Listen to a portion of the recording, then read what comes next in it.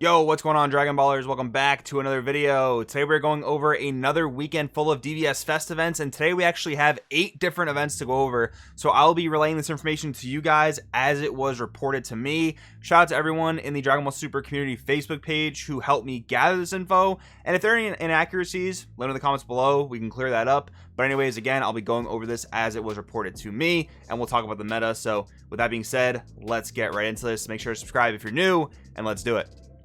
All right, DBS Fest Florida, we have 200 plus players. We'll go over the top 16. I'm fairly certain this was the biggest event of the weekend, IRL best of one pre-side format. We had 6 U7 Goku, and this will be the biggest majority of any top cut we talk about for this particular weekend, and that's a lot of U7 Goku. It's been so interesting. We've seen quite a few tournaments where this has taken a big slot. Like one of the online regionals from a few weeks ago, it took up 3 out of the top 8. There was one event that had even missed top cut, but it seems like one of those polarizing decks that either goes really far or doesn't. And of course that can be dependent on who chooses to play it versus who doesn't choose to play it. That's definitely a thing. But even though there was so much U7 Goku in this top cut, Gogeta Xeno managed to take the W here, which is just showing how strong that deck is, right? I mean, just between that and being a lot of red in top 4 in particular, like my teammate Justin Rio, shout out to him, made top 4 with King Piccolo. Yeah, it seems like we're trending towards a pretty aggressive format, I would say. As for the yellow decks in this particular meta, in this event, we had 2 Sin, Shenron, and 1 yellow Trunks. This seems very, very par for the course. I think typically we've been seeing like 1 Trunks and 1 Sin, so 2 Sin is definitely a little bit more representation than usual, but still, I mean, 1 versus 2, not all that much different.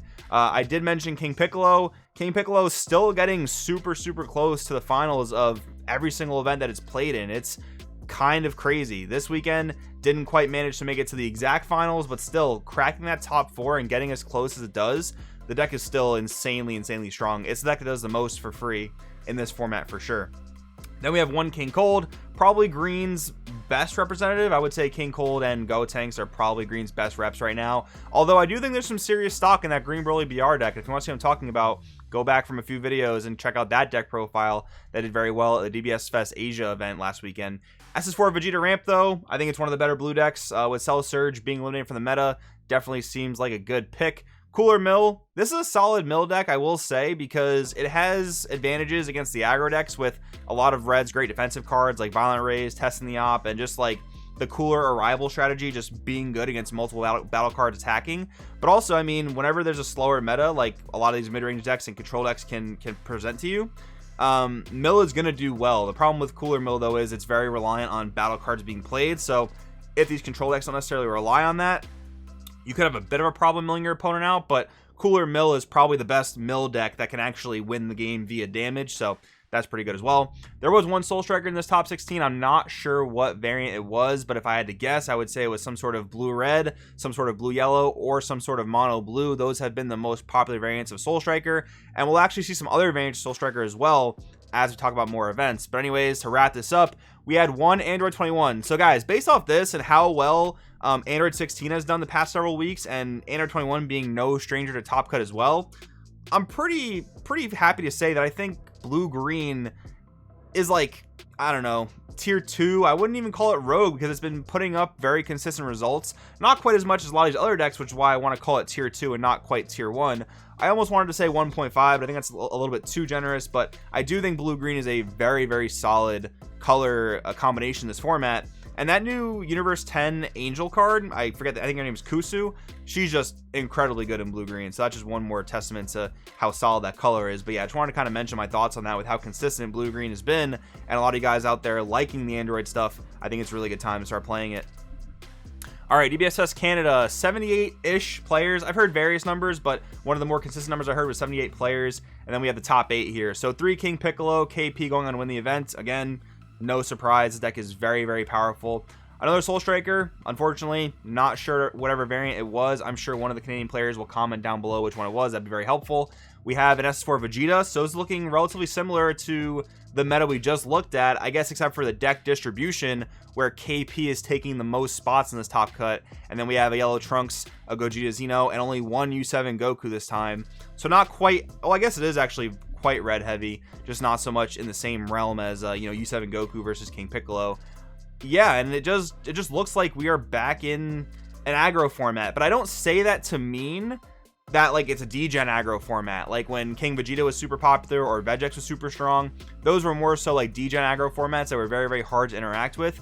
These aggro decks are definitely a lot easier to interact with and interrupt than aggro decks of the past, because these decks are not winning on turn 2 or ever turn 1. That's just not possible. The earliest you're winning is turn 3, and that's if your opponent's like kind of being frivolous with Self-Awakening. More often than not, you're probably winning on 4 if we're being completely honest, and I think that's a very, very healthy spot for an aggro deck. And it does keep a lot of the cheesier control decks at bay, which is nice, but as we'll see in more of these top cuts, you can play a lot of those control decks and still do well. And I do love formats like this because there's no particular play style that's super overbearing. It's just that, you know, whoever has put in more time and really knows the matchups and knows how to play against certain decks, I think is going to be very well positioned in these events. Anyways, next up we have DBS Fest Austria, 28 players, top 8. 3 Gogeta Xeno taking the dub here. So this is a very, very highly concentrated amount of Gogeta Xeno. That's pretty interesting to look at. Then we have a Red Broly BR. I think we saw one of these last week as well. So seems like Red Broly can do some things as like a roguish red aggro deck. U7 Goku KP. So we are seeing a fair amount of red again. Red definitely back on the come up after pretty much being eliminated from the meta following the set 14 emergency ban list. So that's cool to see it making a bit of a comeback. We also have an Agent of Destruction deck, which I always find to be a super, super cool deck. I'm not sure if anyone has a link to it, but if there's a video out there or a deck list, feel free to drop it in the comments. I'm sure lots of people would love to see it. And then we have a Janemba Mill, just making that representation for Mill that we're pretty much used to seeing, I guess, like 3 weeks worth of tournaments into this format. All right, now we have DBS Fest Spain number 1. So there was actually 3 different DBS Fests in Spain, all of which, from my understanding, had 64 players. So the top 8 for the first one, 2 Gogeta Xeno taking the dub once again, 2 Sin Shenron making yellow's representation here, 2 King Piccolo, 1 U7 Vegeta making a rogue representation for red, and then Android 16 just speaking more to that consistency that I really think blue-green has been bringing to the table. Again, in my opinion, very, very good time to be a blue-green player if you enjoy that deck, because back then it was more of like a rogue kind of like cult following type of deck, but now I think it definitely has the results to warrant, you know, being played in this format, in my opinion. DBS Fest Spain 2, once again, 2 Gogeta Xeno taking the dub here. Very, very consistent in the Spain region, I guess. 1 Green Boo. Very interesting to see this take a second place here. Green Boo, not known to be one of Green's better rogue decks. Again, I think that really falls to King Cold and Green Gotenks, but it has topped events before. So, I mean, yeah, a good rogue pilot can definitely take these types of decks very, very far. We have a Blue Vegito, which is one of the different blue variants that we haven't seen in quite some time. Vegito, though, always been a very, very solid leader. It just takes the right format to really get the most out of a leader like this. And in this type of aggressive format, Vegito can do really well because you can stay at high life and get advantage for that. And there's actually so many decks with removal in this format, and your leader is rewarded when your cards are removed. So another good thing the deck has going for it. And then King Cold, once again, another representation for green. A Red Jiren, actually last weekend, Red Jiren managed to win a fest. So seeing it make top cut here is a cool, you know, testament to its consistency. Then we have another U7 Goku, and then we do another Soul Striker variant. This was a blue-yellow variant. So, of course, we know this to be one of the more popular and stronger variants of Soul Striker. I still think it's surprising to a lot of people that Soul Striker doesn't do better than it does. You know, it makes 1 to 2 top cut slots, if that, right? But I think people are still very, very prepped for Soul Striker. I think you'll find in a lot of side decks the 1-drop Silver Bullets that punish Soul Striker for untapping. I think that's pretty popular in a lot of people's sideboards, and running off the assumption that most of these events are sideboard best of 1, Soul Striker's gonna run into that problem if it doesn't have the correct cards to deal with those types of silver bullets. Then we have DBS Fest Spain number 3. Once again, Gogeta Xeno taking the dub here. This is just the most dominant deck in Spain, it seems like. Then we have 2 Raditz Reboot. This is really interesting because I did think for some time that this could be somewhat of a replacement to Cell Surge. Now, don't get me wrong, in no way, shape, or form will this deck ever be as good as Cell Surge, but it's got some good things going for it. The leader swinging but warping a card from the opponent's hand is like a pseudo form of crit, where you do get to start wearing your opponent's life down while not giving them cards to hand. That is pretty solid, albeit your leader does offer you a top 5 search and a discard like Cell Surge, but the quality of cards you can search are unfortunately not that high. But you can still pitch your Rebrands, pitch your Sand Instincts, those types of cards. So I think if you can find the right build of Raditz, you'll get a similar feel of Cell Surge, again, albeit not quite as good. But anyways, we have 2-7 Goku, just showing how strong that deck is. 1 Hachiek and 1 Sin Zeno representing black here. And these are decks that have not seen a lot of tops this format. I think Hachiek has seen one other top as well as Sin Zeno from what I remember going over the past few weeks. But again, Hachiek, it's always going to be the type of deck where not every single strategy can deal with it. So you can get wins if your bracket kind of plays out correctly. And then Sin Zeno, mill is mill. This deck, though, has some cheese. Like, there's actually an extra card that during battle, if I'm remembering correctly, can stop you from taking a damage. So it's basically one of those battle tricks that your opponent can go all in on, like a double strike, for example, to kill you. And then you can just say, yeah, I'm not taking that damage, right? So pretty cheesy stuff going on there that, you know, players that are not experienced with the strategy are not going to be aware of it or know how to play around. And then we have a DBS Fest in the UK. Not sure how many players there was, but the top 8, we have Blue Bojack taking a W here, which there's been some Blue Bojack hype the past week or two, so that's pretty cool to see. 2-7 Goku once again, a King Cold, a Goku Black Wish, which is always nice to see. I love these blue-yellow types of Aegis decks. A Sin Shenron and a Yellow Trunks, just again being our common representatives for yellow.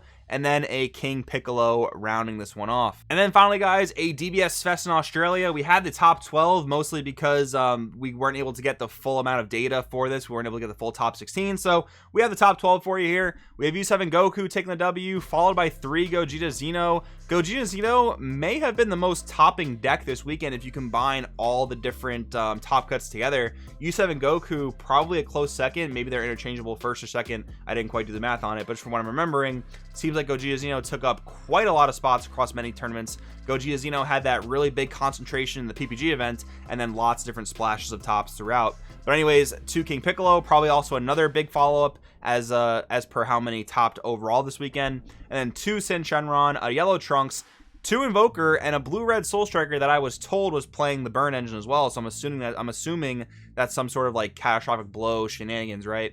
So this is really the only instance of Invoker we've seen. And I believe players have had some amount of time to get their hands on the Android 17 promo. So I'm assuming these Invoker players were able to get it and make use of that. But who knows? Maybe they weren't. Maybe they were playing a more, you know, I don't want to say outdated version of Invoker, but just a version that didn't quite have access to those 17 promos. But maybe they got their hands on them. Who knows, right? But anyways, guys, that's what we got for you today. Lots of stuff looking interesting here. I mean, obviously, as you go through different regions, you're going to get different playstyle preferences and, you know, different decks doing extraordinarily well. But we have a lot of consistent toppers. We have U7 Goku, Gogeta Zeno, King Piccolo, Sin Shenron, Yellow Trunks, I would say being very, very consistent. And you have splashes of other, like, you know, tier 2 rogue types of decks. But I would say we are definitely in a very diverse format where you can play a lot of different strategies. And if you know your matchups going into a tournament, I think odds are you're going to do pretty well. But anyways, guys, let me know in the comments below what you think. Thanks for watching, and I'll see you guys in the next video.